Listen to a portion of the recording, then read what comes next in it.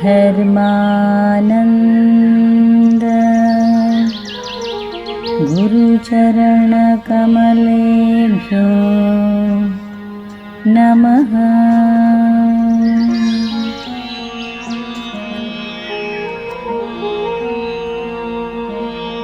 Presenting the Yogasutram of Maharishi Patanjali with the commentary of Maharishi Vyasa, translated and presented by Kuldip Dhiman.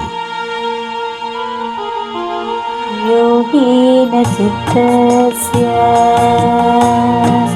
पदेन वाचा मलं शरीरस्य च वैद्यकेन योपाकरोत्तं प्रवरं मुनिना Patanjali प्राञ्जलिरानतोऽस्मि।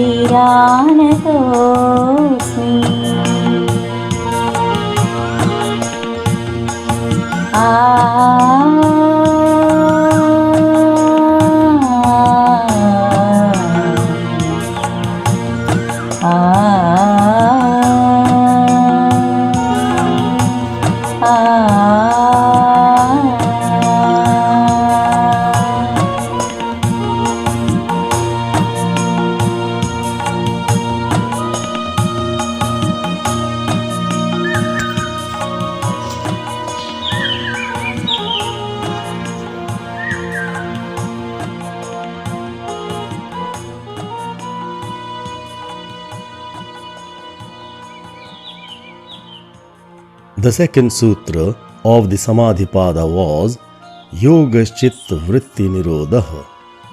Yoga is the cessation of mental sensations.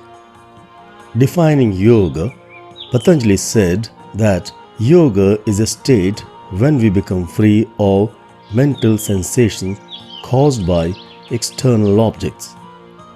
Unless we make our mind free of sensations or vibrations, we can never see the world as it actually is. Because our mind gets disturbed by external stimuli, we get a distorted view of not only the world but also of ourselves. Our identification with our mind, body, the people and things around us is so strong that when we get a distorted view of them, we think we are also distorted. Mental vibrations cloud our mind like fog or rain on the windscreen of our car. Imagine the perils of driving with a foggy windscreen, yet we keep on moving in the world with a foggy mind. Yoga helps us to clear the fog on our mind. At first, yoga helps us achieve sampragyata samadhi, a state in which we manage to focus our mind on just one object. Earlier, our mind was jumping from one object to another. In sampragyata samadhi or object-directed samadhi, we manage to focus our mind on one object. The next stage is asampragyata samadhi, object-free samadhi, in which the mind becomes totally still without the help of any object. This is like getting rid of the windscreen also. Commentator Vyasa's question at the end of his commentary on the previous sutra was, as there are no objects in asampragyata samadhi, object-free samadhi, what kind of experience does the conscious individual have? We know that when our mind comes in contact with pleasurable things, we experience happiness. And when it comes in contact with unpleasurable things, we experience unhappiness. This keeps happening all our lives. We are either happy or unhappy. The mind keeps fluctuating between happiness and unhappiness. Now the question is, what happens when the mind frees itself from all objects? We cannot even imagine such a state. Describing the mental state that's free of objects, Patanjali says, tadā draṣṭuḥ svarūpe'vasthānam. Tadā draṣṭuḥ svarūpe'vasthānam. Tadā means then. Draṣṭuḥ means of the conscious witnessing individual. Svarūpe means in the inherent nature. We have already discussed in the first sutra that inherent nature is something that can never be separated from us. According to yoga philosophy, our inherent nature is samādhi. In other words, total bliss. Then we have the word avasthānam. Literally, it means to rest. Tadā draṣṭuḥ svarūpe'vasthānam. In that state, in other words, in the state of asampragyāta samādhi, object-free samādhi, the witnessing conscious individual realizes his or her true nature. Commenting on the sutra, Vyasa says, svarūpe'vasthānam tadānim chiti shaktiryatha kaivalye vyutthāna chitte tu sati tathāpi bhavanti na tatha. Svarūpe'vasthānam tadānim. In that state, when the individual realizes his or her true nature, chiti shaktiryatha kaivalye, the witnessing self, the Atma, is in its original blissful state, as in Kaivalyam or Moksha. Vyutthāna chitte tu sati. Vyutthāna chitta. It means a mind that is extroverted, or a mind that is focused on external things. Vyasa says, when the individual witnessing self or the individual Atma directs itself outwards, tathāpi bhavanti na tatha, it appears to lose its unfluctuating blissful nature without actually losing it. The point Vyasa is making is that the chit is supposed to be like a pure, transparent crystal, which seemingly gets colored by whatever the mind presents to it. Just as a transparent crystal appears to be blue when a blue object is close to it and appears to be red when a red object is close to it. The crystal neither becomes blue nor red. It just appears to have become blue or red. We must remember, Chit means the Atma, the Absolute Self, and Chitta means the mind, which is always fluctuating depending upon what it comes in contact with. It must be made clear that the distinction between the Chit and Chitta is only for easier understanding. Ultimately, they are not different. For example, a person is at first sleeping, and then the same person gets up and starts running.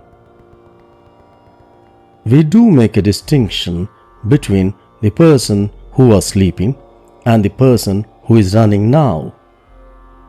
But do we say they are different persons? It's the same person performing different tasks. In the like manner, when we do not seek externally, we are said to be the Atma, and when we do, we are said to be the mind. As our mind is all the time involved in the external world, we know what the experience is like. Vyasa is asking, what's the experience like when the mind is not involved with the external world? The present sutra answers this by saying that when all mental sensations end, the witnessing self or draṣṭuḥ is in its inherent nature. This is also called a state of kaivalyam or moksha. It must be pointed out again that the Purusha is absolute witnessing conscious self. It does not undergo any kind of change. All that change it experiences is only a seeming change. It's not real. Just as in the example of the clear crystal, it appears to be blue when it's near a blue object, and it appears to be red when it is close to a red object. It changes, no doubt, but this change is only apparent, not real. This can be understood better by discussing the Advaita Vedantic doctrine of change. We know that everything in the universe keeps changing all the time. Change can also be understood as cause and effect. Advaita Vedanta says, although everything is changing all the time, all the change does not take place in one way. Change takes place in 5 different ways. The first way in which change or effect is brought about is when the cause gets destroyed in the process. For example, when wood gets burnt, it turns into ash. We cannot see the wood in the ash, and this change is irreversible. The ash cannot be turned into wood again. The second way is when the cause becomes restricted. We might take the example of a clay pot. We take some clay and make a pot out of it. The pot is the effect of clay. The clay has changed, but when we look at the pot, we also see the clay in it. However, this clay is in a restricted state as we baked it after we made the pot. The third way is when the change is reversible, as in the case of water turning into ice. The fourth way is when a change takes place, cause does not get restricted or hidden. For example, when we look at the sea, we look at the waves as well as the water at the same time. In fact, we can never see the waves without seeing the water. The fifth way in which change takes place is when the change is only apparent. An effect is brought about, but its cause never loses its nature in any way. This kind of change is seen when a clear crystal is placed close to a colored object.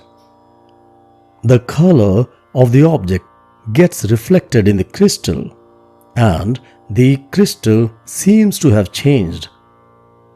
But we know this is only an apparent change. It's not real. The same happens when Atma gets involved in the world and becomes happy or sad.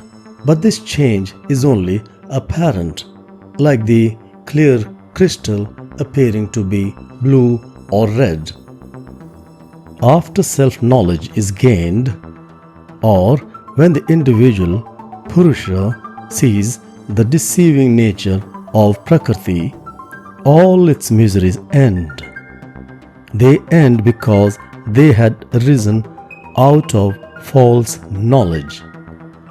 Once we see the deceiving nature of Prakriti, we do not get affected by whatever it presents to us in the form of worldly objects. After self-knowledge, we keep living as usual. We interact with people, we keep doing our daily chores, but we stop getting affected by them.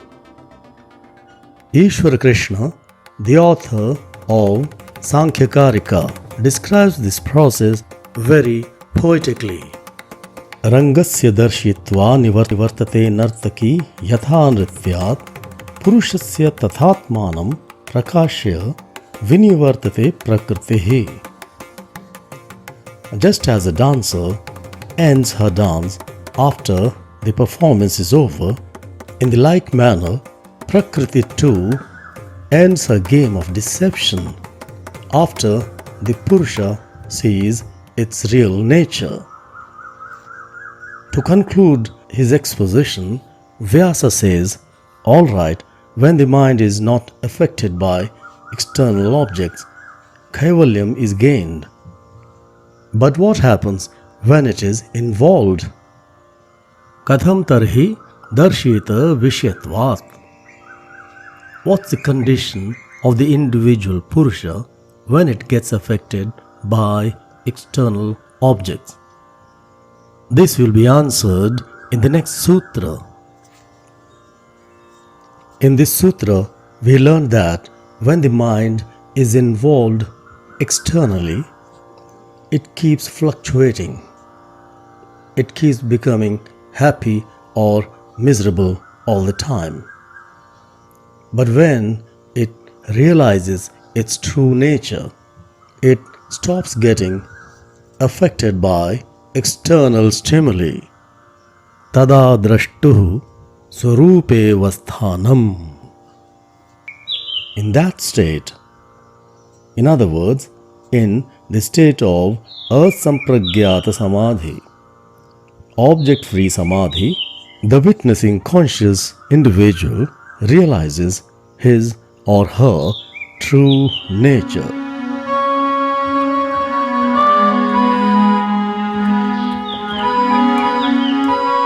Yogena chittasya padena vacha alam sharirasya cha vaidyakena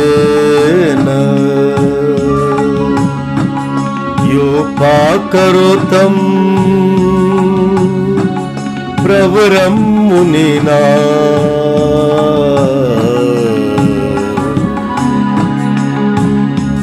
Patanjali